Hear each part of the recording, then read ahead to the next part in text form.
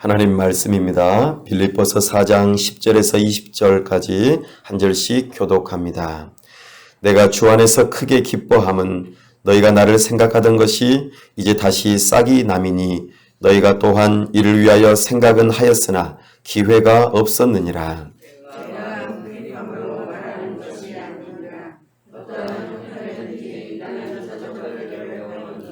나는 비천에 처할 줄도 알고 풍부에 처할 줄도 알아. 모든 일, 곧 배부름과 배고픔과 풍부와 궁핍에도 처할 줄 아는 일체의 비결을 배웠노라.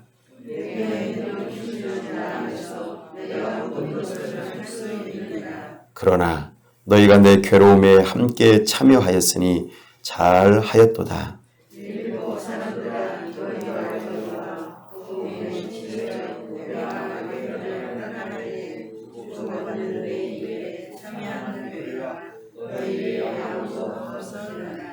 데살로니가에 있을 때에도 너희가 한 번뿐 아니라 두 번이나 나의 쓸 것을 보내었도다.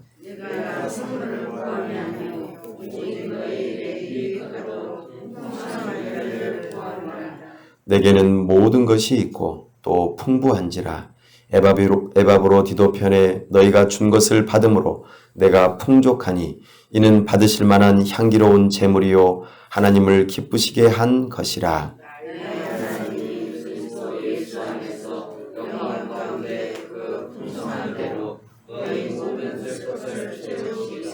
다 함께요. 하나님 곧 우리 아버지께 세세 무궁하도록 영광을 돌릴지어다. 아멘. 아멘. 다 함께 기도합니다. 하나님 아버지, 은혜와 사랑을 감사합니다. 코로나19로 인하여 큰 어려움 가운데 있지만 하나님의 은혜를 사모하는 마음으로 방역 수칙을 잘 지키면서 하나님 앞에 나아왔습니다. 우리를 기뻐하시고 우리 하나님께서 복 주시기를 사모합니다. 하나님 아버지, 우리가 서로 사랑하는 마음으로 이렇게 방역수칙을 잘 지키고 있사오니 우리 서로를 잘 지켜주고 우리 교회가 덕을 잘 세울 수 있어 우리 하나님께 영광이 되는 교회가 되게 하여 주시옵소서. 하나님 아버지, 이 시간 은혜를 사모하오니 세우신 설교자를 통하여 하나님을 알 수 있도록 성령 하나님 우리의 지각을 열어 주옵소서. 참으로 우리가 하나님을 알므로 하나님을 뜨겁게 사랑하기를 원합니다. 하나님을 마음 깊은 곳에서부터 즐거워하여 오늘 하나님의 뜻을 알아 기쁜 마음으로 순종하기를 결단하도록 도와주시옵소서. 온전히 하나님의 말씀을 붙들고 우리가 실천하며 살아갈 때에 우리의 인생이 변화될 줄로 믿습니다. 우리 하나님께서 우리의 삶에 풍부함이 충만하게 하여 주시옵소서. 하나님 아버지, 이 나라와 민족을 불쌍히 여겨 주옵소서. 세우신 위정자들이 하나님을 경외하는 마음으로 정치할 수 있도록 도와주옵소서. 법을 세우게 하여 주시옵소서. 참으로 공무를 수행함에 있어 정직하게 하여 주시고 참으로 불의를 행하지 않도록 도와주시옵소서. 이 땅 위에 큰 어려움들이 계속해서 임할 때마다 우리가 하나님 앞에 겸손하게 하나님의 뜻을 바르게 말하며 온전히 주님의 뜻을 따라 순종하는 이 나라와 민족이 될 수 있도록 은혜 베풀어 주시옵소서. 하나님 아버지, 참으로 우리가 열방을 품고 섬기기를 원합니다. 우리의 능력이 출중하여 하나님께 겸손하게 쓰임받기를 원합니다.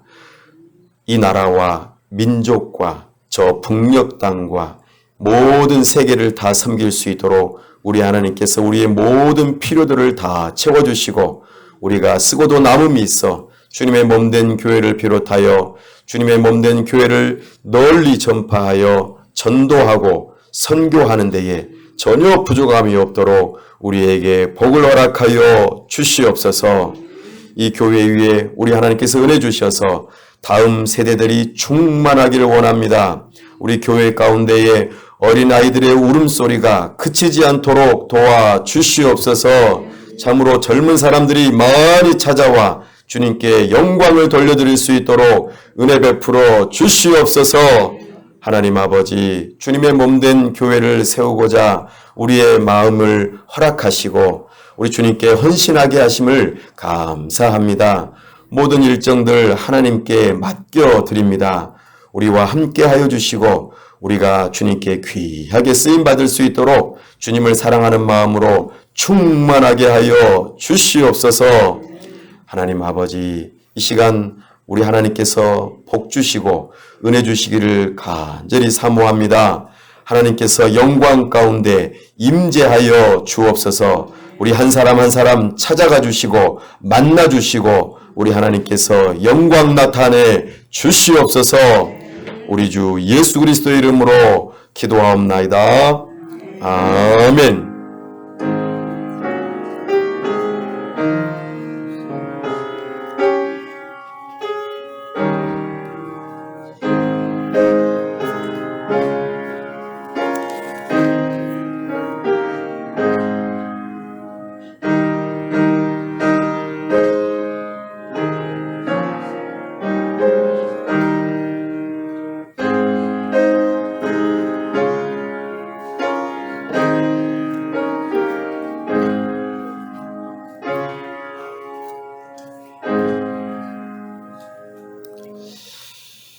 오늘은 빌립보서 강의 11번째 시간입니다. 그리스도 안에서 만족이라는 제목으로 주의 말씀을 선포합니다. 제 설교가 조금 조용하게 하고 고개를 좀 숙이고 해도 이해하시기 바랍니다. 우리는 포도나무는 포도 열매를 보고 알 수 있습니다. 감나무는 감 열매를 보고 알 수 있습니다. 우리는 우리 삶의 모습을 보면서 그리스도인인지 아닌지를 알 수 있습니다. 말과 행동에서 그의 믿는 바가 분명하기 때문입니다. 우리는 예수님을 주님으로 모신다면 예수님에 합당한 성령의 열매를 맺게 될 것입니다. 그러나 그렇지 않다면 육의 열매를 맺고 말 것입니다. 믿음과 삶은 하나입니다. 사랑하는 여러분, 한 주간 동안 어떻게 사셨습니까? 세상을 열심히 바라보면서 염려가 마음과 생각에 가득하였다가 이 자리에 나오셨습니까? 아니면 기도하면서 하나님을 바라보고 하나님께 필요를 간구하면서 하나님 감사합니다. 그러는 가운데 평안의 하나님께서 우리의 마음과 생각을 지켜주셨습니까? 네, 뒤쪽이 조금 소리가 더 나는 것 같습니다. 참 감사합니다. 네, 우리의 믿음은 삶과 결코 떨어져 있지 않습니다. 네, 염려가 얼마든지 들어올 수는 있지만 얼른 내쫓으시고 우리 주님을 바라보시기 바랍니다. 그때에 평안의 하나님이 우리를 딱 지켜주십니다. 네. 안 그러면 상상력이 우리를 딱 사로잡아서 계속해서 끌고 갑니다. 네, 그러지 마시고 끌려다니는 인생 사시지 마시고 우리 주님을 바라보십시다. TV 너무 많이 보지 마세요. 거기서 은혜 받으시면 계속해서 염려에 끌려가게 돼요. 또 다른 사람하고 비교하면은 염려가 계속해서 찾아옵니다. 어떤 다른 생각에 매몰되면은 계속해서 염려가 찾아오고 악한 생각들이 들어가요. 그러면은 우리는 좋은 열매를 맺을 수가 없습니다. 오늘 사도 바울이 그 이야기 하고 있습니다. 그러면서 특별히 오늘은 돈에 대해서 이야기를 많이 하세요. 헌금, 돈, 그리고 예물, 여러 가지 하나님께 헌신하는 시간, 또 재능, 여러 가지 하나님께 드려야 될 것들에 대해서 많이 이야기하고 있습니다. 여러분들은 이런 것들에 대해서 자유하십니까? 만족감을 가지고 계십니까? 오늘 사도 바울은 빌립보 교회를 향해서 이 편지를 왜 썼는지 마지막으로 한 번 더 밝히고 있습니다. 어떻게 밝히고 있습니까? 네, 우리 10절 말씀 읽어봅니다. 시작. 내가 주 안에서 크게 기뻐함은 너희가 나를 생각하던 것이 이제 다시 싹이 남이니 너희가 또한 이를 위하여 생각은 하였으나 기회가 없었느니라. 아멘. 사도 바울이 기뻐한다고 합니다. 왜 기뻐합니까? 너희가 나를 생각했다. 누군가가 나를 생각해주면 기쁠까요? 안 기쁠까요? 예, 기쁩니다. 말이라도 한 자리 참 감사합니다. 잘 지내셨어요? 어떻게 건강하신가요? 예, 이것도 한번 잡숴보세요. 그쵸? 이렇게 한번 생각하는 것은 참 좋은 일입니다. 어떻게 다른 사람들에게 전화도 좀 해보고 그러셨어요? 그러면서 다른 사람 한번 생각하고 어떻게 하셨습니까? 사도 바울은 빌립보 교회가 자기 자신을 생각해서 헌금을 보내준 것에 대해서 참 감사하다고 지금 편지를 쓰고 있습니다. 여기 보니까 나를 생각하던 것이 이제 다시 싹이 났다 이렇게 말합니다. 싹이 났다. 씨를 심었는데 싹이 나면 어떻습니까? 기특하잖아요. 이 가뭄인데 너가 이렇게 싹을 틔우느라고 얼마나 애썼냐 하시죠? 네, 아마 그러셨을 것 같아요. 그리고 잘 자라갈수록 칭찬해 주셨을 것 같습니다. 여기서 싹이 났다는 표현은 조금 더 그 원문을 살펴보니까 사실은 꽃이 피었다 이렇게 표현합니다. 꽃이 피고 열매가 맺었다, 아주 만발했다라고 하는 의미가 더 많이 담겨 있습니다. 누군가를 생각하면은 가만히 있지 않습니다. 누군가를 생각하면은 반드시 뭔가 하게 되어 있어요. 마음만 있으면 안 됩니다. 뭔가를 보여줘야 돼요. 뭔가를 보여줘야 됩니다. 우리도 그와 같다 하는 것을 말씀하고 있습니다. 그러면서 너희가 전에는 기회가 없었는데 나를 생각해서 이렇게 참 귀한 것을 보내주셔서 고맙다. 어떻게요? 네, 우리 16절 말씀 한번 읽어봅니다. 16절입니다. 시작. 데살로니가에 있을 때에도 너희가 한 번뿐 아니라 두 번이나 나의 쓸 것을 보내었도다. 아멘. 세상에 사도 바울을 이렇게 사랑했답니다. 그리고 그의 필요를 채워주었답니다. 빌립보 교회는 아주 부자 교회가 아니에요. 아주 넉넉한 교회가 아닙니다. 그런데 이렇게 다른 사람을 향한 마음 씀씀이가 이렇게 통이 큰 교회예요. 우리 장락교회도 그러길 원합니다. 네. 참으로 하나님께서 기뻐하시는 일이기 때문입니다.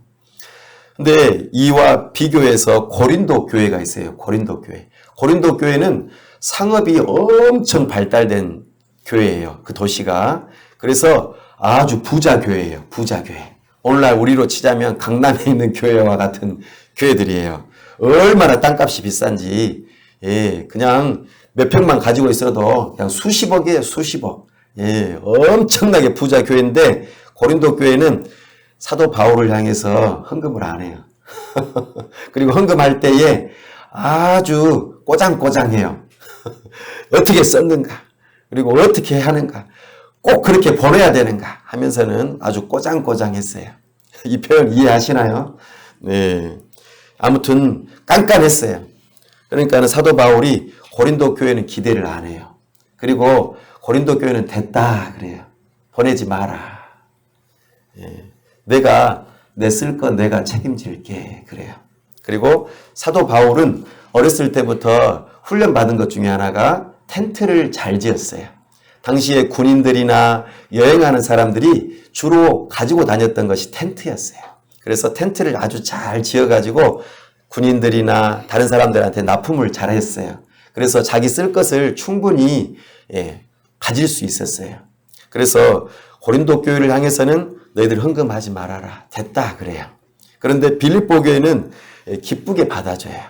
왜냐하면 이 마음이 너무 예쁘거든요. 참 좋거든요. 심지어는 에바브로 디도가 어떻게 했어요? 목숨을 걸고 왔잖아요. 이 먼 거리를 목숨 걸고 왔어요. 그러니까 얼마나 좋아하겠어요. 우리는 그런 장락교회가 되길 원합니다. 네, 어디 대답이 없네요. 고린도 교회 갖고 싶으세요? 네. 사랑하는 여러분, 사도 바울은 이렇게 표현하면서 아주 중요한 표현을 하나 합니다. 11절 말씀 읽어봅니다. 시작. 내가 궁핍함으로 말하는 것이 아니니라. 어떠한 형편에든지 나는 자족하기를 배웠노니. 아멘. 여러분들은 여러분의 삶에 만족하십니까? 아, 나는 좋다. 나는 부족함이 없다. 나는 혹여라도 궁핍해도 나는 만족한다. 혹시 그러십니까? 나는 내 삶이 만족스럽다. 그러세요? 아니에요. 그래요. 좀 정직하시군요. 그래요. 우리는 만족하기 쉽지 않아요. 왜 그렇습니까? 오늘 이야기도 나왔듯이 궁핍할 수도 있어요. 우리 삶이. 그래서 비천에 처할 수도 있습니다. 아주 가난해질 수 있어요. 또 때로는 아주 풍부해질 수도 있습니다. 그래서 어떨 때는 배부를 수도 있고 어떨 때는 배고플 수도 있습니다. 어떨 때는 풍부할 수도 있고 어떨 때는 궁핍할 수도 있습니다. 어떨 때는 자유롭게 이렇게 다닐 수도 있지만 어떨 때는 감옥에 갇힌 것처럼 우리 코로나19 때문에 막 갇혀 있는 것처럼 보이죠. 어디 제대로 돌아다니지도 못하고 아주 힘들게 살 때도 있습니다. 건강할 때도 있는데 아이고 하면서 괴롭고 슬플 때가 있습니다. 그런데 사도 바울은 그 모든 것을 다 경험했대요. 그런데 거기에서 자족하는 방법을 배웠다고 합니다. 여러분들은 어떻습니까? 자족하십니까? 만족하십니까? 아니면은 여전히 내 마음 안에는 불만족하십니까? 사도 바울은 여기서 자족한다, 만족한다고 할 때에 여러분들은 좀 주의하셔야 할 그 생각이 있습니다. 어떤 생각이냐면은 이 자족한다는 표현이 당시에 철학자들이 주로 썼던 단어이기 때문입니다. 이 자족한다, 스스로 만족한다. 이 표현이 어떤 의미로 쓰여졌는지를 잘 이해하실 필요가 있습니다. 당시에 스토아 학파들이 이런 말들을 많이 했어요. 내가 만족한다. 이건 어떤 거하고 같냐면은 불교하고 비슷해요. 그리고 저기 인도의 힌두교하고도 비슷해요. 그리고 아주 고단위의 철학들하고도 좀 비슷합니다. 어떤 말이냐면은 내가 어떤 상태이든지 흔들리지 않고 평안한 상태, 그리고 크게 기뻐하지도 않고 크게 슬퍼하지도 않고 다른 사람을 그렇게 의지하지도 않고 그냥 적당하게 나 혼자 그냥 가만히 만족하면 돼. 이런 정도로 생각을 하는 것입니다. 그리고 사람이 행복해지려면은 그냥 좀 적당히 살면 되는 거야. 이렇게 생각하는 부분들이 있습니다. 그리고 심지어는 어려운 환경이 있으면은 야, 무조건 참아라. 너가 참나무가 돼야 돼. 무조건 참나무가 되거라. 이런 식으로 하는 것이 이런 당시에 잘못된 생각들이었어요. 아무리 수치스럽고 불의한 일이 있어도 네가 좀 참아라. 이것이 당시의 일반적인 만족에 대한 자기 자족에 대한 그런 생각이었습니다. 그렇게 되면은 상황에 지배당하지 않고 좌우되지 않고 우리는 그냥 그렇게 살아갈 수 있다. 네가 마음먹기에 달렸다 그래요. 여러분들 마음먹기에 잘 됩니까? 마음먹기에 제대로 된다고 하시는 분들이 있으면은 한번 오라고 해보세요. 마음 먹은 대로 안 돼요. 다 어느 사람도 마음 먹은 대로 안 돼요. 네가 생각하는 대로 한번 해봐. 긍정적으로 생각해봐. 그러면 된다니까? 아무리 이렇게 말해줘도 안 돼요. 당장에 내가 배고픈데요? 당장에 지금 내가 배가 나는데요? 당장에 화가 나는데 어떻게 해요? 네 마음을 다스리라고요? 아주 고요한 소리를 들으면 된다고요? 새소리를 들으면 될까요? 졸졸졸졸 흘러가는 시냇물 소리를 들으면 될까요? 좀 돈 있는 사람들은요, 어떻게 하냐면은, 마약을 해요, 마약. 마약 살려면 비싸잖아요. 마약을 하면은 그 고통을 잠깐, 그리고 아주 강력한 효과를 가지고 잊어버릴 수 있어요. 그 사람들이 마약을 하는 거예요. 예, 얼른 잊어버리라고. 그리고 그냥 몽롱한 상태에서 괴로움을 잊어버리는 거예요. 그게 만족하는 방식이에요. 좀 돈이 없는 사람은 술을 많이 잡수세요. 예, 사랑하는 주님 하면서는 술주자를 주님이라고 한대요. 그래서 술을 양식껏 잡수시고는 약주다 하고는 잊어버린대요. 아주 성경적이죠? 술을 잡수시면은 다 잊어버려요. 그 순간에는. 그죠? 괴로움. 나는 만족한다. 그러고 있어요. 또 어떤 사람은 수면제를 양식 잡수세요. 그러면 어떻게 돼요? 잠잔다. 잠자면 어떻게 돼요? 그러면은 열심히 내가 그 순간에는 잊어버릴 거 아니에요. 그러니까 수면제 열심히 잡수시는 거예요. 어떤 사람들은 텔레비전에 아주 매몰되어 있어요. 하루 종일 텔레비전만 보고 있어요. 그래서 내가 없는 거, 내가 부족한 거를 거기서 대리 만족하고 있어요. 나도 저 사람처럼 되고 싶다. 없는 것은 막 욕하고, 저 나쁜 놈 하면서는 거기다 은혜 받고 있어요. 그렇게 우리가 마음먹기에 달렸다고 하면서 텔레비전한테, 또 어떤 사람들은 푼돈에 그렇게 사람 마음이 간사해져요. 푼돈을 주면은 그렇게 마음이 달라져요. 얼마나 사람 마음이 달라지는지. 또 어떤 사람은요, 아주 바쁜 일에 매몰돼요. 열심히 살면 될 거야. 열심히 살면 지금 내가 만족할 수 있을 거야. 그래서 아주 일에 중독이 돼가지고 얼마나 열심히 사는지 몰라요. 그렇게 해서 나의 상황과 괴로움을 잠시 잊어보자. 그러는 것이죠. 그런데 어떻게 돼요? 그 약효는 오래 못 갑니다. 그래서 약효가 떨어지면은 우린 도로 찾게 되어 있어요. 좀 더 센 거, 좀 더 강한 거. 그쵸? 스스로를 한번 돌아보세요. 우리는 이것이 뭐냐면은 내가 모든 것을 할 수 있다 그 말이에요. 내가 모든 것을 할 수 있다. 나라면은 내가 이것만 있으면 나는 만족할 수 있어.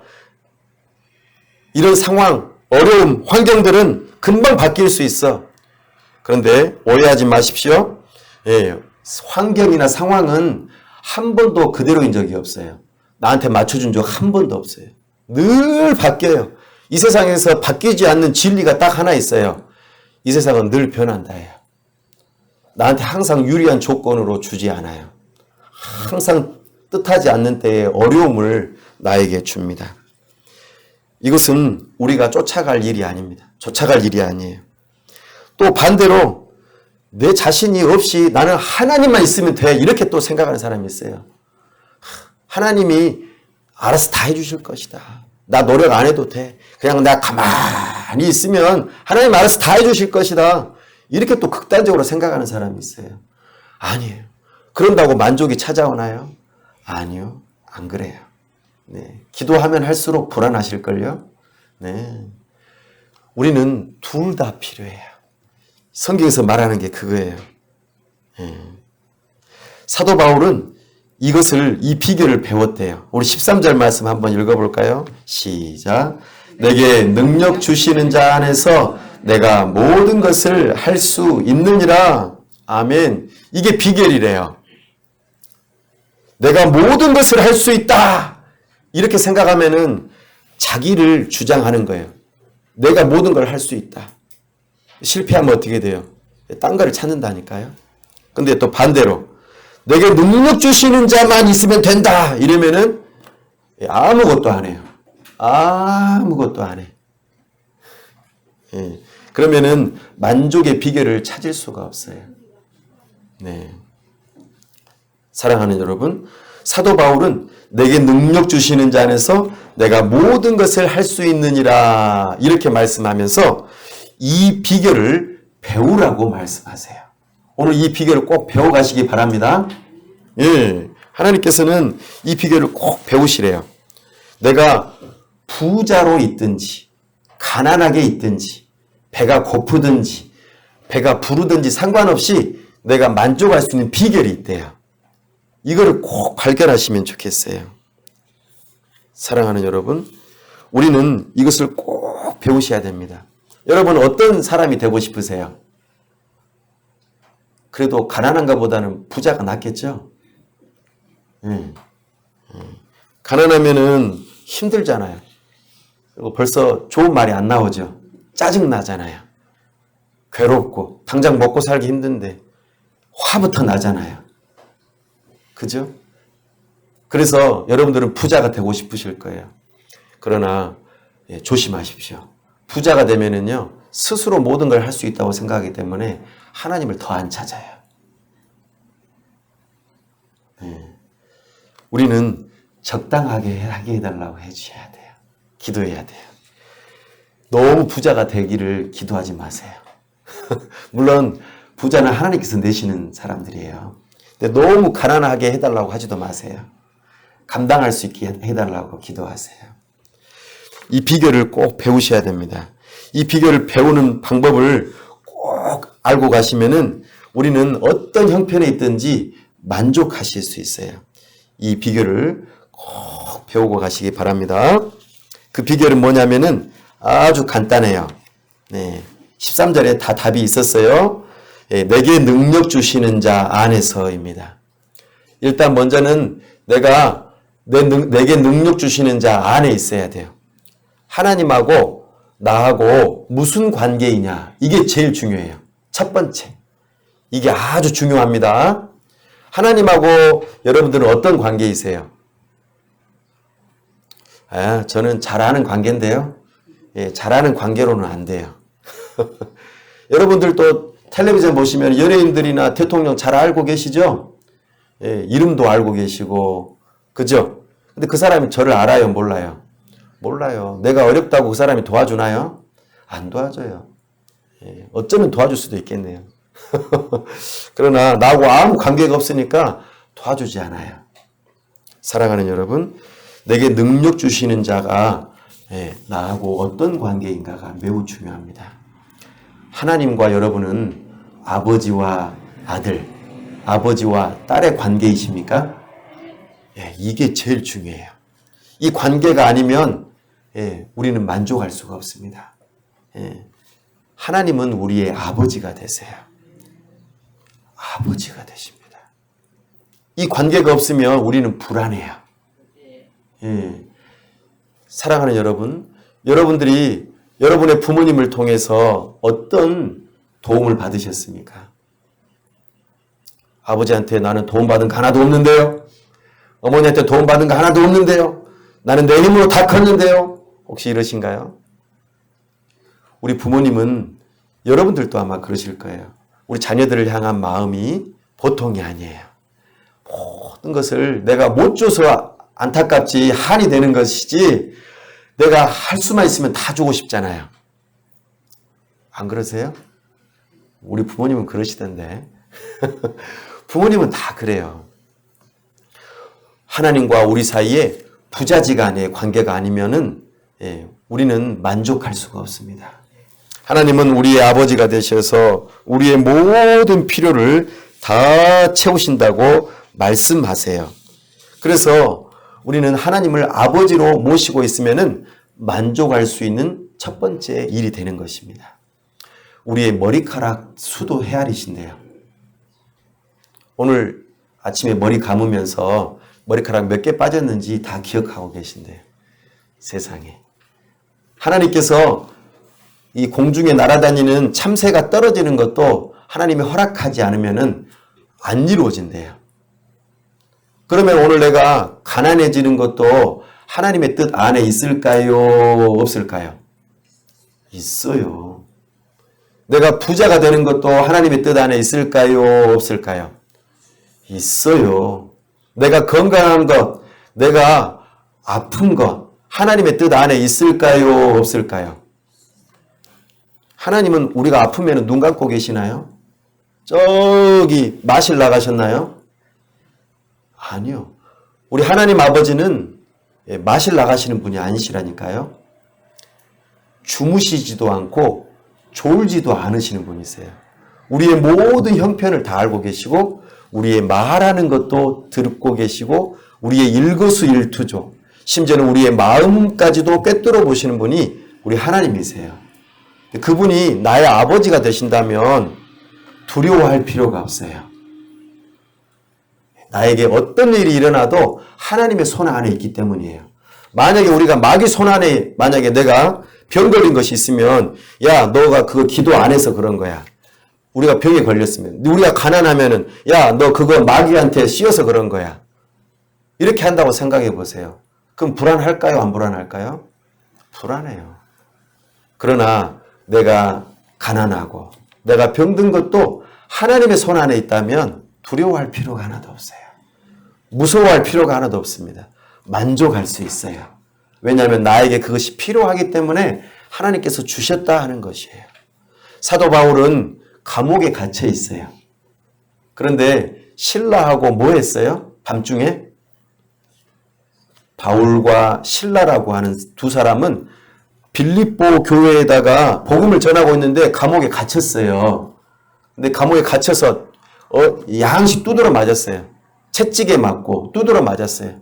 그리고 저 깊은 감옥에 갇혀 있는데 우리 같으면 뭐 하겠어요? 괜히 전도해가지고 감옥에 갇혔다고 괜히 하나님 일한다고 해가지고 채찍에 맞았다고 이럴 거 아니에요. 죄송합니다. 저 같으면 그랬을 것 같아요.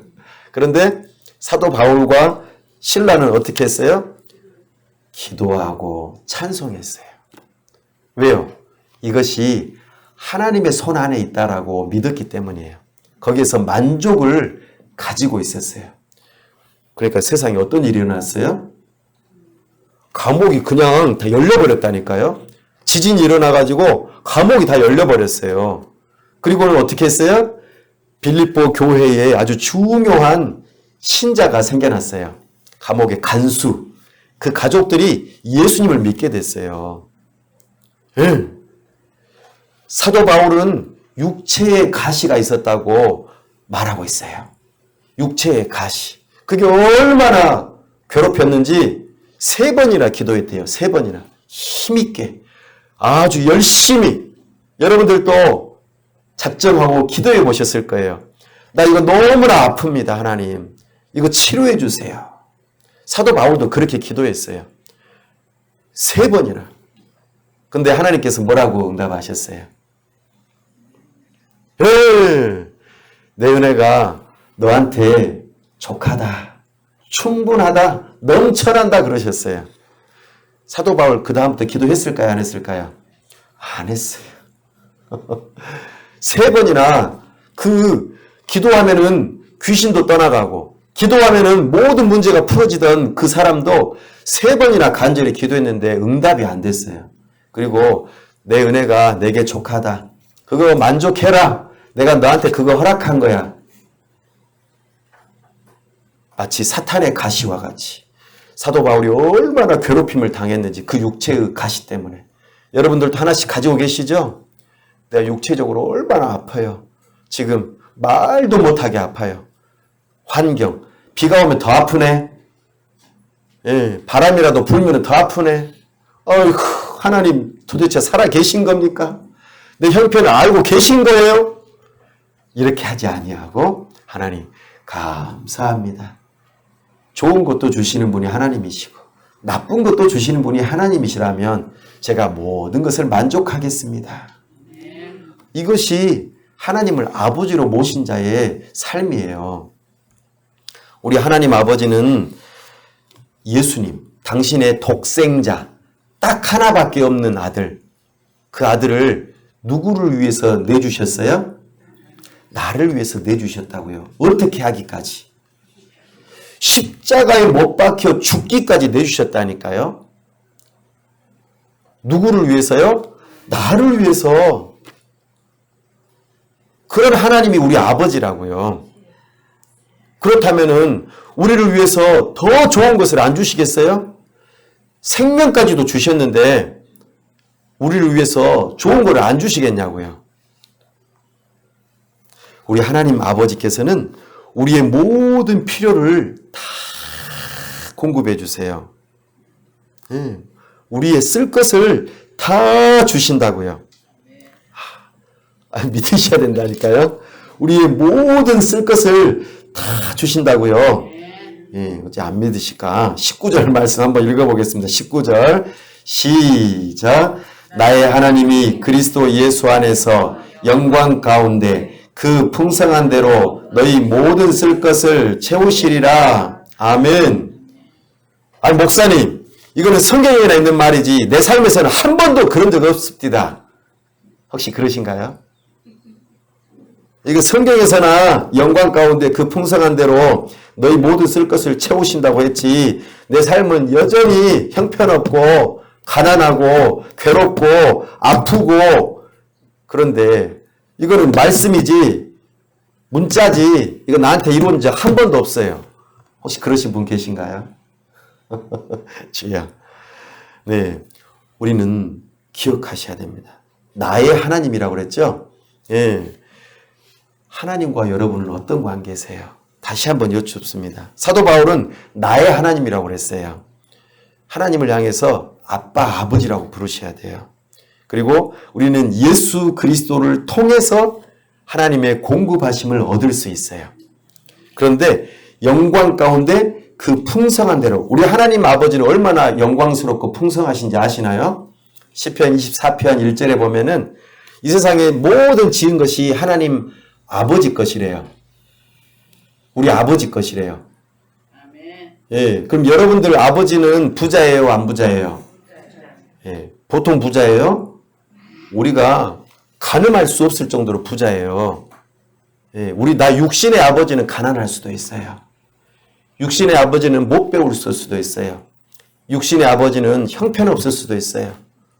그러나 우리의 영적인 아버지는 모든 만물의 주인이시라고요. 그런데 그분이 너희 모든 쓸 것을 채우시리라. 그러면은 잘 들으셔야 됩니다. 여기 잘 들으셔야 돼요. 예. 내가 원하는 것을 채우시겠다고 하세요? 하나님께서 우리의 필요를 아셔서 채우신다고 하세요? 네, 두 번째 거죠? 네. 내가 원하는 대로 다 주시겠다고 안 하셨어요. 예. 제가 우리 자녀들이 원하는 대로 다 해준다고 생각해 보세요. 그거는 무슨 길인지 아세요? 예, 망하는 길이에요. 예, 망나니를 키우는 길이에요. 무슨 말인지 아시겠죠? 자식들 버리는 길이 뭐냐면 자식이 원하는 대로 다 해주는 거예요. 이거 해주세요, 저거 해주세요. 다 해줘버리면 그 자식들을 망하게 하는 길입니다. 예, 다 해주지 마세요. 예, 원하는 대로 다 주면 안 돼요. 예, 이제 더 이상 줄 거 없으면은 우리 아버지 어머니 버려요. 지혜롭게 하셔야 됩니다. 예, 제 지혜 알려드렸어요. 예, 우리 부모님들 자녀들 원하는 대로 다 해주시면 안 돼요. 예, 이제 우리 부모님한테 얻을 거 없다 그러면은 예, 조용히 전화부터 안 해요. 그리고 멀어집니다. 그러니까 줄 것이 꼭 있는 것처럼 꼼쳐놓으세요. 예, 지혜를 알려드렸습니다. 예, 없어도 있는 척 하셔야 돼요. 그리고 꼭 가지고 계세요. 사랑하는 여러분, 하나님 아버지도 똑같아요. 우리한테 꼭 필요한 거 주세요. 그것이 내 입장에서 봤을 때는 좋은 것일 수도 있고 안 좋은 것일 수도 있어요. 그런데 하나님께서 주셨다면은 우리는 그 믿음이 있으면 확신할 수 있어요. 그리고 만족할 수 있어요. 이게 비결이에요. 이 비결 내 걸로 삼으시겠습니까? 네. 그렇다면 여러분들에게 복이 있을 거예요. 하나님께서는 우리에게 이 비결을 알려주세요. 사도 바울은 이 비결을 배웠다고 그래요. 자기 혼자 터득한 게 아니고 배웠어요. 이렇게도 해보고 저렇게도 해보고 믿음으로 살아보려고 애쓰다 보니까 배웠어요. 하나님이 나의 아버지이구나. 예수님이 정말 중요하구나. 예수님을 주신 분이 하나님 아버지이신데 나에게 모든 것을 주시지 않겠느냐. 그래서 당신은 모든 형편을 다 경험해 봤어요. 극과 극을 다 경험해 봤어요. 매를 40대를 맞아야 되는데 한 대 감한 거 39대를 맞아봤어요. 그것도 3번씩이나. 40대를 맞으면 사람 죽거든요. 그리고 개, 돼지 취급받는 거하고 똑같아요. 사도 바울은 그걸 3번이나 맞았대요. 배신당하고. 네? 하나님 영광을 위해서 살고 싶어하는 사람은 왜 그렇게 당해요? 왜 나쁜 일이 찾아와요? 배고프고 춥고 배신당하고. 네? 왜 그래요? 사도 바울이 뭐가 아쉬워가지고. 그 사람 엘리트예요. 엘리트. 최고의 엘리트예요. 최고의 지도자이고 그냥 그 사람 그대로 가만히 있으면 평생 벌어먹고 가만히 있어도 먹고 살 수 있는 돈들도 다 있고 잘 나가는 사람인데 로마 시민권자인데 뭐가 아쉬워가지고 그러냐고요. 그리고 사람들 유대인들이 개 돼지 취급하는 이방인들하고 왜 같이 어울리고 사냐고요. 왜 그러냐고요. 미쳤어요? 이 사람이 왜 그래요? 예수 그리스도의 그 십자가 복음이 너무나 귀한 거예요. 그래서 지금 이 사람이 완전히 달라진 거예요. 180도. 그리고 어떤 형편에서든지 내가 감사하고 만족한다. 이렇게 고백하고 있습니다. 사랑하는 여러분, 이것을 뭐라고 하냐면 어떤 정신이냐면은 한번 받아하겠습니다. 청지기 정신. 네, 이걸 청지기 정신이라고 그래요. 사도 바울이 이것을 터득 했어요. 우리 장락교회 성도님들도 이걸 터득하시기 바랍니다. 이걸 터득하셔야 돼요. 배우셔야 돼요. 예, 한 번 갖고는 안 돼요. 여러 번 배우셔야 돼요. 그래서 계속 교회에 나오셔야 돼요. 예, 저도 한 번에 다 안 가르쳐 드려요. 예, 믿지는 장사하고 싶지 않아요. 예, 하나씩 매번 나올 때마다 배우시는 거예요. 하나님께 나아오십시오. 예, 여러분들 가지고 계신 이 놀라운 이 믿음을 하나씩 훈련하셔야 돼요. 그러다 보면은 여러분들도 고수가 돼요. 그리고 비결을 배웠노라고 고백하게 될 것입니다. 청지기가 무엇입니까? 청지기.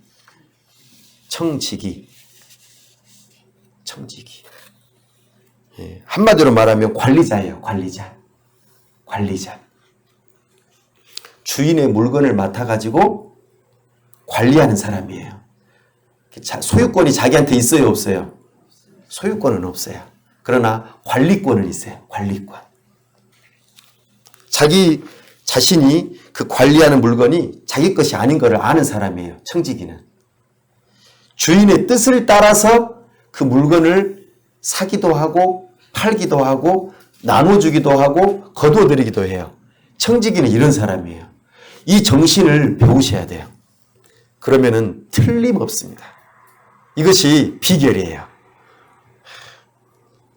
사랑하는 여러분, 우리가 오늘 특별히 헌금이나 여러 가지 나누는 것에 대해서 특별히 말씀을 드리고 있는데요. 사랑하는 여러분, 청지기들은요, 반드시 후하게 나누어주는 사람들이에요. 예수님을 믿는 사람들이 청지기들인데 그들이 내가 그리스도인입니다 라고 청지기입니다 라고 말하는 사람들은요, 후히 나누어주는 사람들이에요. 내가 후히 나눠주는가 안 나눠주는가를 살펴보면은 내가 그리스도인인지 아닌지 알 수 있어요. 네. 나눔과 섬김은 또한 하나님을 향한 놀라운 투자라고 하는 것을 아는 거예요. 이거 밑줄 긋고 써놓으셔야 됩니다. 이거 지금 제가 비결 알려드리는 거예요. 비법. 성경에 나온 거예요. 저도 공부해서 한 것이 아니라 성경에서 알려주시는 거예요. 이 비법이 아주 중요해요. 사랑하는 여러분, 하나님께서는요, 네, 자기 자신을 위해서 재물을 쌓아놓으면은 그것이 오히려 해가 된대요. 근데 나누어주고 섬기게 되면은 이것이 오히려 좋은 투자가 된대요. 그리고 오늘 사도 바울이 뭐라고 하냐면 그것을 너희의 이자를 불리는 일이다 이렇게 말해요. 예, 이 비결을 꼭 배우시기 바랍니다. 네. 그리고 세 번째로는 이 나눔과 섬김은요, 하나님께서 받으시는 향기로운 재물이라고 말씀하세요. 이거 나누면은요, 하나님께서 보고 계신대요. 하나님께서. 그리고 그것을 갚아주신대요. 잠언 19장에 보시면은요, 네, 너희가 가난한 자들에게 구워 주거라 그래요. 주거라 그래요. 그러면 그것이 하나님한테 구워주는 것이다. 그렇게 말씀하세요. 자, 그러면 여러분들 어떻게 하시겠어요? 다른 사람들, 어려운 사람들한테 주시겠어요? 안 주시겠어요? 대답이 없네요. 별로 비법을 안 배우고 싶으신가 보다. 사랑하는 여러분, 우리가 어려운 사람한테 구워주잖아요. 그러면은 하나님한테 구워주는 거예요. 하나님께서 반드시 갚아주세요. 너희 먹을 것을 강물에다 던지라고 하셨어요. 전도서에서는. 그러면은 어떤 사람이 그것이 필요하면은 거두어 드리잖아요. 강물에 던지면 내가 돌려받을 수 있어요? 없어요? 못 돌려받아요. 어려운 사람이 그걸 가지고 가는 거거든요. 근데 하나님 그걸 보고 계신대요. 그리고 우리에게 갚아주신대요. 그래서 이자 장부에다가 써주세요. 너 오늘 모일 날 몇 시에 너 이거 던졌지? 누구한테 베풀었지? 그래, 내가 갚아주마. 우리 하나님 그러신 분이세요. 네. 하나님 잊지 않으세요. 이것이 하나님의 뜻입니다. 사랑하는 여러분, 우리는 이것을 꼭 기억하셔야 돼요. 하나님께서는 우리를 청지기로 부르셨어요. 온 세상 만물을 다 지으시고 난 다음에 우리한테 맡기셨어요. 아담과 하와에게 맡기시고 우리 자녀 손들에게 전부 다 이 세상에 있는 모든 것들을 잘 관리하거라 하고는 일을 맡겨놓으셨어요. 각자의 분량대로. 어떤 사람은 농업으로, 어떤 사람은 축산업으로, 어떤 사람은 상업으로, 어떤 사람은 또 뭐가 있을까요? 뭐 만드는 걸로, 옷을 만드는 걸로, 또 어떤 사람은 뭐 물건을 파는 걸로, 다양한 모습들로 하나님께서는 청지기로 맡겨놓으셨어요. 그리고 그 일들을 통해서 그 일들을 연구하고 이해하고 개발하고 그렇게 해서 많이 남기라고 우리 하나님께서 우리를 청지기로 부르셨습니다. 그래서 우리는 개인적인 소유를 갖는 것, 사유재산을 갖는 것은 성경적인 거예요. 공산주의는 어때요? 사유재산을 인정하지 않아요. 다 강제로 빼앗아다가 또 다 나눠주는 것도 아니에요. 아주 나쁜 사상이에요. 하나님께서는 모든 사유재산을 다 허락하셨어요. 그리고 그것들을 잘 관리하라고 하셨어요. 그래서 우리는 이 세상을 잘 관리할 필요가 있어요. 돈 버는 일을 위해서 환경만 파괴하면 안 돼요. 우리 가평은 아름다운 자연이 있죠? 근데 이 아름다운 자연을 막 무작정 개발하면 안 돼요. 잘 관리해야 돼요. 그래야지만 우리가 함께 살 수가 있어요. 이게 청지기의 모습입니다. 그리고 우리 하나님께서는 우리가 어떤 소유를 하든지 그 모든 것들을 잘 관리하라고 하셨어요. 내 몸도 누구 걸까요? 하나님 거. 내 마음도 하나님 거. 내 시간은요? 하나님 거. 내 자식은요? 내 거. 하나님 거예요. 내 가축도 하나님 거. 내 노래 있는 것도 하나님 거. 다 하나님 거라니까요. 그러니까 그것을 나한테 맡겨놓으셨어요. 그럼 나는 어떻게 해야 돼요? 잘 관리해야 되는 거예요. 그렇죠? 하나님께서는 결산하세요. 결산. 추수하세요. 그래서 내가 잘했는가 못했는가 전부 다 살펴보고 계세요. 책임을 물으세요. 그러니까 많이 맡겨진 사람한테는 많은 책임을 물으시겠죠? 아유, 그럼 나는 그냥 조금만 가질란다. 그러시고 싶으세요? 아니요, 하나님, 저는 많이 맡겨주시면 많이 책임 물으셔도 돼요. 열심히 하겠습니다. 예, 그렇게 기도하세요. 우리 하나님께서 많은 것들을 맡겨주실 줄로 믿습니다. 나아가 이제 주셨으면은 이것을 이제는 잘 관리해야 되는데 첫 번째로 할 일이 뭐냐면 물질을 주시면 내 자신하고 가족들을 잘 돌봐야 돼요. 예? 돈을 주시거나 뭔가 먹을 걸 주시면 가족들을 잘 돌봐야 됩니다. 첫 번째 할 일이 그거예요. 우리를 청지기로 그렇게 부르셨어요. 그러니까 내 입에도 들어가고 우리 가족 식구들한테도 들어가고 하셔야 됩니다. 아시겠죠? 이게 청지기의 한 모습이에요. 예. 내가 가지고 있는 거 모든 걸 다른 사람 남 줘야겠다. 그거 아니에요. 일단 나 먼저 먹으라고 하나님께서 주셨어요. 이거 기억하십시오. 두 번째로는 미래를 위해서 저축하라고 하셨어요. 예. 그러니까 가지고 있는 거 다 써버리시면 안 돼요.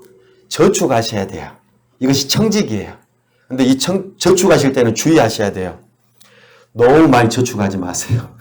왜냐하면 그걸 너무 많이 저축하면은 그거를 의지하게 되어 있어요. 그리고 다른 사람한테 나누는 것을 하지 않게 되어 있어요. 그거는 딱 고여있는 물이 되는 거거든요. 고여있는 물은 어떻게 돼요? 썩게 마련이에요. 그러니까 적당하게 가지고 있으세요. 어느 정도 필요하면 될까요? 나중에 내가 아파가지고 힘들어가지고 일 못할 때 그때를 대비하셔야 돼요. 아시겠죠? 그래서 뭐예요? 9988 아니 8899 99세까지 아주 팔팔하게 사셔야 돼요. 그잖아요. 근데 99세까지 사시는데 우리는 일을 많이 못해요. 그럼 나중에 나머지 시간들은 어떻게 해요? 일을 못할 때는 저축해 놓은 거 써야 될 거 아니에요. 이게 비결이에요. 그러니까 우리는 저축을 잘 해놓으셔야 됩니다. 자식들 주라고 한다고 다 주시면 안 돼요. 조금만 주세요. 그리고 내 쓸 건 냅두세요. 근데 너무 많이 저축하지 마세요. 그러면은 우리는 그것이 죄 짓는 길이 될 수가 있어요. 유혹에 빠질 수 있습니다. 별거를 다 가르쳐 주죠. 우리 주님께서는 이걸 성경에서 말씀하고 있습니다. 그리고 세 번째로는 궁핍한 사람들에게 베풀어 주세요. 이게 세 번째예요. 청지기는 하나님께 꾸어주라고 하셨어요. 반드시 우리 하나님께서 이자를 쳐서 갚아주실 겁니다. 이걸 믿으세요. 오늘 사도 바울이 그래서 지금 이 이야기를 하는 거예요. 사랑하는 여러분, 우리 주님께서는 사도 바울이 궁핍에서 하는 소리가 아니에요. 그리고 오히려 너희에게 유익하다고 그래요. 17절 한번 읽어봅니다. 이거 하나님 말씀이에요. 제 말이 아닙니다. 17절 시작. 내가 선물을 구함이 아니요 오직 너희에게 유익하도록 풍성한 열매를 구함이라. 아멘. 사도 바울이 선물 구하는 게 아니라고 하잖아요. 그쵸? 야, 나 부족하니까 헌금 좀 주라. 야, 나 생활비 좀 주라. 이런 게 아니에요. 뭐라고 하냐면 오직 너희에게 유익하다. 헌금 한 사람한테 유익하대요. 가난한 사람 도와준 사람한테 유익하대요. 이거를 경제적인 용어로는 너 장부에다가 이자를 쳐서 하나님께 해줄 테니까 그렇게 기입하라는 이런 표현이에요. 경제적인 용어로는. 그러니까 다른 사람에게 나누어 줄 수 있는 돈이 필요해요. 하나님께서는 우리에게 뭔가를 맡겨주실 때는 나도 쓰고 우리 가족도 쓰고 저축도 하지만 다른 사람 나누어 주라고 하셨어요. 그리고 교회를 향해서 특별히 나누어 주라고 말하고 있습니다. 그래서 나누어 줄 때는요, 물에 던지는 것처럼 마셔야 돼요. 내가 어떤 사람을 내가 알게 도와주시면 안 돼요. 교회를 통해서 하시면 돼요. 헌금하실 때 구제헌금을 하시면은 내가 누군가를 돕고 싶다 그러면은 교회를 통해서 하시면 돼요. 내가 안 드러나도록. 그러면 하나님께서 이자를 쳐서 갚아주세요. 근데 내가 누군가를 일부러 이름을 알게 해서 도와주시면 안 돼요. 하나님은 그러면 그것은 네가 한 거니까는 네가 네 몫으로 네가 받아라 그러세요. 우리 하나님 이자 쳐서 안 갚아주세요. 이 비결입니다. 꼭 그렇게 하세요. 왼손이 하는 거를 오른손이 못하게 하는 거예요. 모르게. 어떻게 몰라요? 얘가 몰라요. 근데 모르게 하시라고 말이에요. 하나님만이 아실 수 있도록. 교회가 알 수 있도록. 교회는 알면 돼요. 교회만 알면 돼요. 그래서 우리 주님께서 이 부분들을 청지기 정신으로서 우리에게 가르쳐 주세요. 우리가 함께 11조를 드리는 거. 이거 어디다 쓰여지는 거예요? 목회자 생활비에 들어가는 거예요. 교회 운영비에 들어가는 거예요. 교회가 운영이 돼야 되잖아요. 그죠? 또 특수한 목적 헌금이 있겠죠? 건축 헌금도 있고 여러 가지 다른 헌금들이 있을 거예요. 다 목적대로 쓰여지는 거예요. 이것들이 아주 중요해요. 하나님 앞에 드려지는 거죠.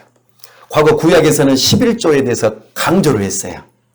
왜냐하면 모든 소유가 하나님의 것인데 그중에서 10분의 1을 하나님께 드리는 것은 하나님께 청지기 정신을 나타내 보이는 것입니다. 라는 뜻이었어요. 근데 신약에 와서는요, 예수님께서 딱 한 번 말씀하세요. 11조.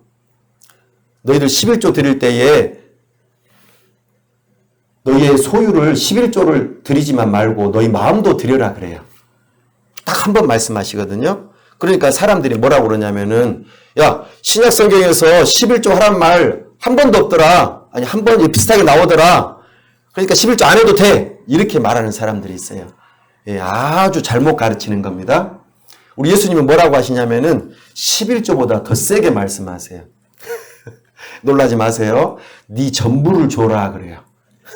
왜냐하면 예수님 자신을 우리를 위해서 다 주셨으니까. 예. 다시 말씀드려서 우리가 가지고 있는 모든 것이 누구 거라는 말이에요. 하나님 거다. 이게 청지기 정신이에요. 그래서 우리에게 주신 것들을 가지고 내가 쓰고 우리 가족도 쓰고 저축도 하고 그리고 다른 사람 도와주고 교회를 향해서 쓰고 11조 하고 전도하고 선교하고 이게 뭐 하는 거예요? 영혼을 살리는 일이니까. 우리 하나님께서 아주 기뻐하시는 일이니까 지금 하라고 하고 있습니다. 우리 주님께서는 이 모든 것들을 하라고 하세요. 이게 바로 청지기로서의 사명이라고 하십니다. 이걸 할 때는 기꺼운 마음으로 즐겨내라고 하십니다. 규칙적으로 하라고 하십니다. 매 주일마다 하는 거예요. 규칙적으로. 정해진 시간에. 그리고 자신의 능력에 비례해서 하세요. 나중에 건축원금 하실 때도 작정하실 때에도 자원해서 하세요. 억지로 하지 마시고 하나님 안 받으세요. 그 해놔봤자 소용이 없어요. 하나님 이자 쳐서 안 붙여주세요. 그리고 부부끼리는 합의해서 하세요. 내 마음대로 하지 마시고. 쌈납니다. 쌈나요. 그러니까 부부끼리는 꼭 합의해서 하세요. 예. 그리고 관대하게 하세요. 지난번에 관용이라고 했죠? 넓은 마음으로 하세요. 우리 하나님께서 아주 기뻐하시는 마음이에요. 이게 내가 진정으로 하나님으로부터 부름받은 자이고 하나님으로부터 내가 아들이고 하나님의 딸이라 진정으로 내가 만족한다. 참으로 자족한다 하는 사람만이 할 수 있는 비결이라고 우리에게 말씀하고 계세요. 사랑하는 여러분, 이 부분에 대해서 우리는 꼭 기억하셔야 됩니다. 이제 저를 보세요. 자, 이제 여기다 이제 머리에다 삼각형을 그립니다. 삼각형. 그래서 맨 위에는 하나님이에요. 하나님.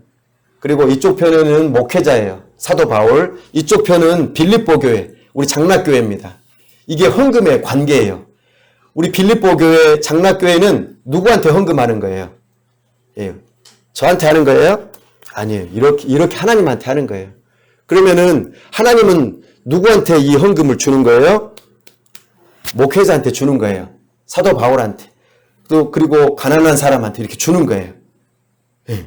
그런데 놀랍게도 이렇게 하나님께 드렸던 사람들이 그러면은 사도 바울은 뭐 해야 되냐면은 하나님께 감사하고 궁극적으로 줬던 빌립보 교회 그러니까 장락교회에 감사하는 거예요. 또 하나는 하나님께서 이 장락교회를 가만 내버려 두지 않으세요. 잘되게 하신다고요. 복 주신다고요. 예, 하나님께 꽂았으니까 하나님께서 이 장락교회가 잘되게 하시는 거예요. 한 개인이 잘되게 하시는 거예요. 이게 하나님께 헌금을 드리는 원리예요. 물질을 쓰는 방식입니다. 청지기 정신으로서 살아가는 거예요. 이것이 아주 중요해요. 예, 이것이 제가 말씀드리고자 하는 비결입니다. 사랑하는 여러분, 우리 주님께서는 당신의 모든 풍성한 가운데 우리를 채워주실 것입니다. 그래서 20절 말씀 마지막입니다. 20절 시작. 하나님 곧 우리 아버지께 세세 무궁하도록 영광을 돌릴지어다. 아멘. 우리 장락교회는 하나님께 헌금을 드려서 영광을 돌리시고 하나님으로부터 풍성하게 받아 누리시길 바랍니다. 내가 생각하는 것보다 내가 기도하는 것보다 능히 채우실 하나님을 기대하십시오. 하나님께 드려진 모든 것들은 향기로운 제물이고 하나님이 기뻐하시는 것입니다. 나아가 이 사도 바울과 같은 사람, 목회자들은 또 그 헌금을 받은 것을 가지고 하나님께 영광을 올려드리는 겁니다. 그리고 사랑하는 우리 식구들을 위해서 축복하는 거예요. 축복이란 말은 복을 빈다는 말입니다. 누가 복을 주셔요? 하나님께서 복 주세요. 제가 헌금 많이 걷어내려고 하는 말 아닙니다. 저는 이런 말 잘 못해요. 돈 내놓으란 말 잘 못해요. 얼마나 쑥스러운지 돈 내놓으란 말 잘 못합니다. 그러나 하나님께서 말씀하시는 원리를 알려드리는 겁니다. 저는 과거 직장 생활도 하고 사업도 해봤어요. 그래서 돈을 많이 벌어봤어요. 물론 젊었을 때에서 얼마나 많이 벌었겠어요. 근데 주님의 일한다고 전도사 생활, 시골에 가서 전도사 생활할 때에 10분의 1. 예, 제가 벌던 거 10분의 1로 생활했어요. 예. 그러니까 어떻게 해요? 모든 삶의 다이어트가 시작되는 거예요. 집도 바꿔야 되고, 차도 바꿔야 되고, 다 바꿔야 되는 거예요. 아이들도 먹여 살려야 되잖아요. 학교도 다녀야 되는데. 근데 교회가 형편이 어려워서 학비도 못 대줘. 그럼 어떻게 해요? 예. 그래도 사는 거예요. 왜? 하나님께서 부르셨으니까. 그리고 하나님께서는 한 번도 저를 굶기신 적 없어요. 항상 쌀가마니 짊어지고 가게 하셨고, 항상 배부르게 하셨어요. 예, 제가 개척했을 때도 그래요. 사람들한테 손 벌린 적 없어요. 개척교회 할 때에도 사람들한테 도와주세요라고 손 벌린 적이 없어요. 예. 근데 하나님께서는 월세도 다 내게 해주시고, 우리 가족들 다 먹여 살리게 해주시고, 예, 쓰고도 남음이 있었어요. 그래서 다른 사람들 막 도와줬어요. 제가 다른 사람 선교사님들 도와주고, 다른 개척교회 도와주고, 뭔 돈이 있어가지고, 예. 그리고 우리 아이들 이름으로 전부 다 가난한 아이들 구제 헌금했어요. 예. 그래도 남음이 있어요. 참 이상하죠? 이게 비결입니다. 사랑하는 여러분, 이 비결 배워보고 싶으면 말씀대로 해보세요. 제 뜻대로 하라는 게 아니고 하나님 말씀대로 해보세요. 그러면 하나님의 영광이 임할 것입니다. 기도하겠습니다.